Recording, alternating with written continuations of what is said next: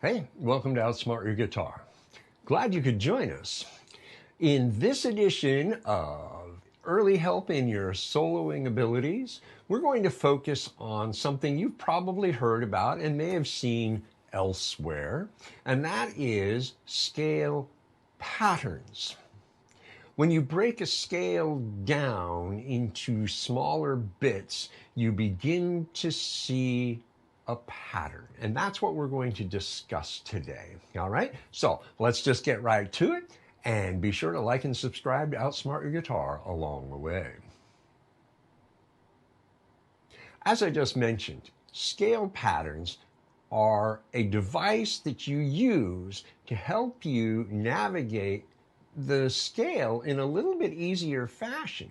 But more importantly, these patterns actually help you move up the fretboard instead of just staying in one position. And in reverse, they help you navigate in reverse down the fretboard when you play these patterns. So this is what we're talking about when we mention patterns. These patterns are a means of moving along the fretboard while still playing in a given scale.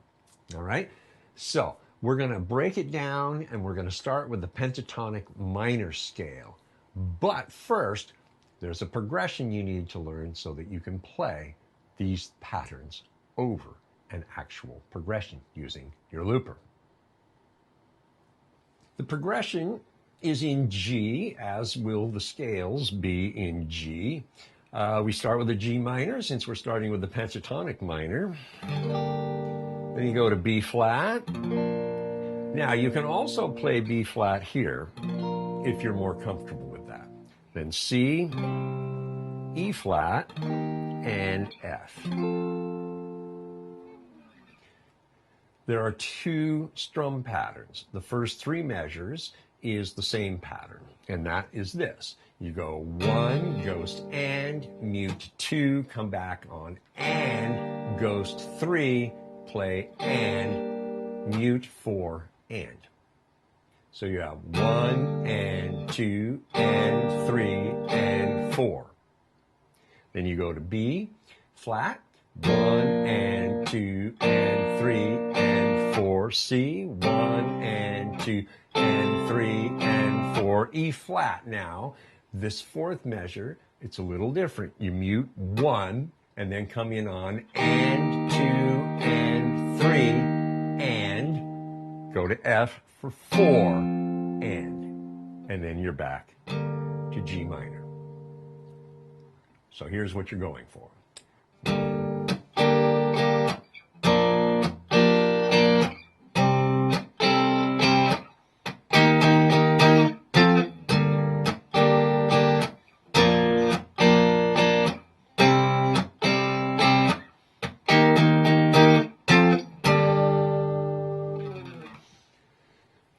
So get this down, smooth it out, and then at no faster than around 84, record it into your looper. Now, if you record it slower because your playing facility or soloing abilities are not up to a faster speed, that's quite all right. This has nothing to do with speed as much as it has to do with quality of execution, right? So learn the progression, smooth it out, put it to a metronome, find out a good tempo, and then record it into your looper. And we'll get to the looper in just a little while. Now, when you play the pentatonic minor scale in one position, now this is horizontal to me, this is vertical, and I do that sonically. Here we're going across the neck horizontally. This is vertical, referencing going up the fretboard. Okay? So when we play the pentatonic minor scale in the first position, we just go across like this.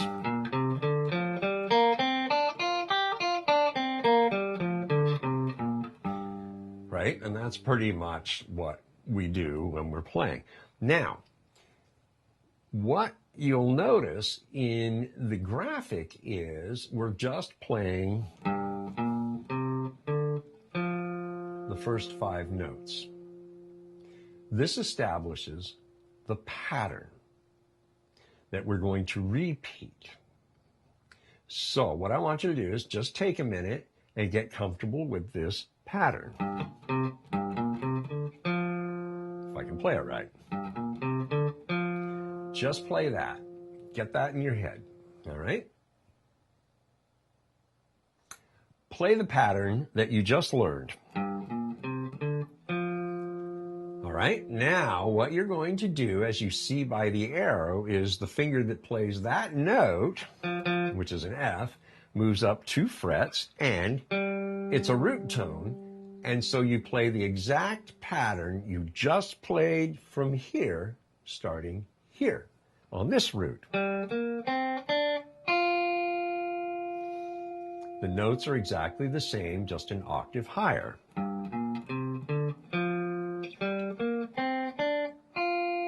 Now, you'll notice I've shifted up 1 fret when moving to the 2nd string. Normally, for much of the guitar's tuning, you're tuning in perfect fourths over to the 3rd string.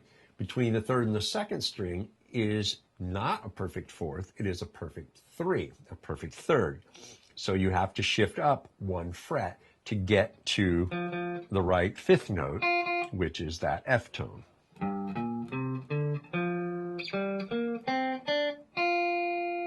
Otherwise, everything is played exactly the same because it's the exact same notes. So get comfortable playing that smooth, and how you're moving the pattern from here to here with the little shift on the 2nd string. Play through the first 2 patterns. Now you'll notice the same thing occurs here. You've hit the 5th note of the 2nd pattern, and what do? Go up 2 frets to the root and start again. Exact same fingering. You're just playing 4 notes. The 5th note, the F, is way up here. We're not going to deal with that right now.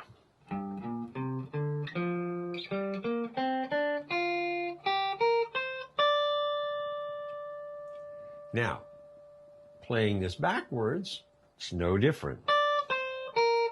There's your root, go back 2 frets. There's your root, go back 2 frets. So when you're ascending, up 2 frets to the root, up 2 frets to the root. Descending, root, go back 2 frets. Root, go back 2 frets. So, pause, practice running up and back, and take note of where your roots are as well. These are safe harbors. Where's your root? That will help you get reoriented, and the pattern is identical when you're on a root of what you play, right? Just want to drop in here real quick and tell you that the full version of this lesson is over at patreon.com, Outsmart Your Guitar. The link is down in the description. Go on over. You can join for free and have access to a number of lessons which will include the written material. Then you can become a full patron by subscribing at one of 3 levels and gain access to a whole host of material that is not featured here, expanded versions of material that is featured here, and all written lessons for every lesson that features them. So check it out and become a patron to Outsmart Your Guitar. All right, back to the lesson. Time to bring in the looper and play over the progression. Now, this is a very strict exercise. You're just going to run through up and back through the 3 positions. Get comfortable transitioning between the 3 positions and playing the pattern in each of the 3 positions and getting comfortable and getting it smooth and flowing. All right, something along these lines.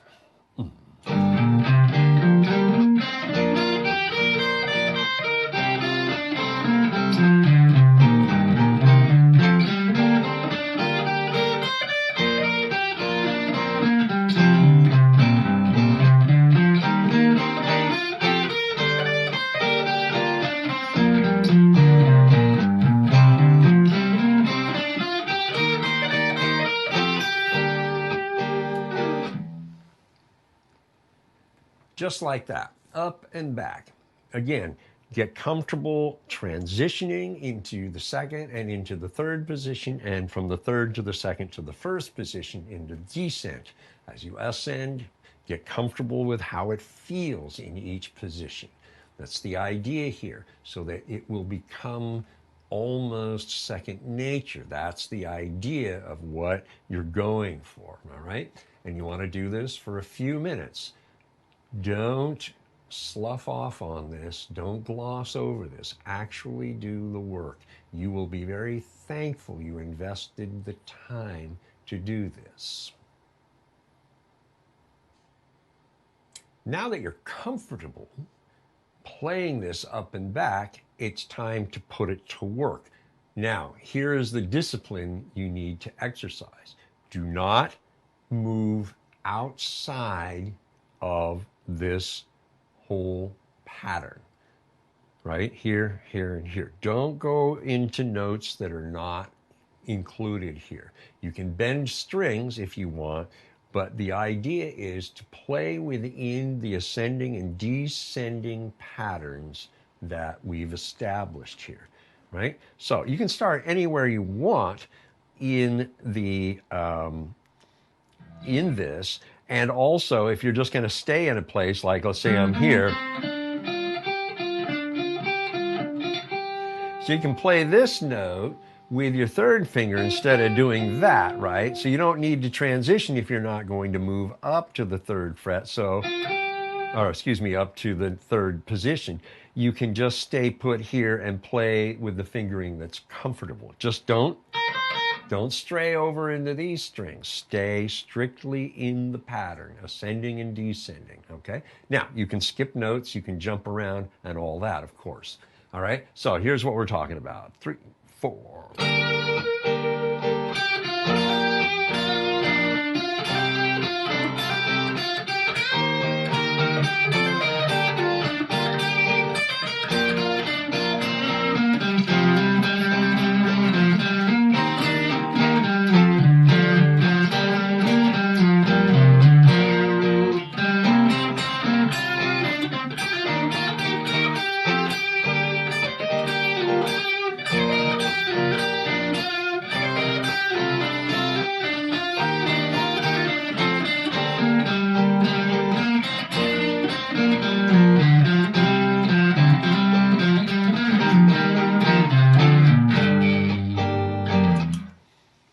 And you just keep going, right?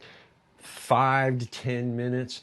Get comfortable moving around within the pattern itself. This is a very disciplined exercise because there's a tendency to want to just start playing and go into areas of the fretboard that are not covered in these patterns. That's what you want to avoid. Explore what these have to offer. Then later on, you can move into the other notes that are available to you in each position. I just want you to get comfortable moving up and down the fretboard, which is something a lot of guitar players, they really want to understand. How did a guitar player get from here up to here? How did they move? Well, this is part of what you need to know to be able to do things like that. Moving from one place on the fretboard to another place, smooth and flowing without jumping, but actually moving through the positions from lower to higher. That's what this helps facilitate. So take 5-10 minutes, as I said, and really have some fun with this. I'm going to pause here for this lesson and encourage you to do something, and that is impose a limitation. You've learned the pattern, and you've learned it in 3 positions. What I want you to do is stay strictly within the notes of the pattern in the 3 positions, and don't deviate and move into other notes that may be available in each of the 3 positions. Stay strictly within these specific notes in this pattern in the 3 positions. In so doing, you will explore and discover new things. You can bend strings. You can skip notes. You can use the fingering if you're going to sit in a position that is comfortable. All of that is game. But stay strictly within the pattern in the 3 positions and see what things you discover. This helps you improve as a player. By imposing limitations, it forces you to think and explore and examine what you're learning a little more closely. And that's the deeper stuff that lessons like this offer. All right? Thank you again for letting me be your teacher. Thank you for spending the time learning the things I have to offer. It really means a lot to me that I'm helping you expand your knowledge and abilities as a guitar player. In the next segment, we'll be dealing with the pentatonic major pattern and, of course, a progression over which you can play. Until then, you take care, and I'll see you when I get that lesson up.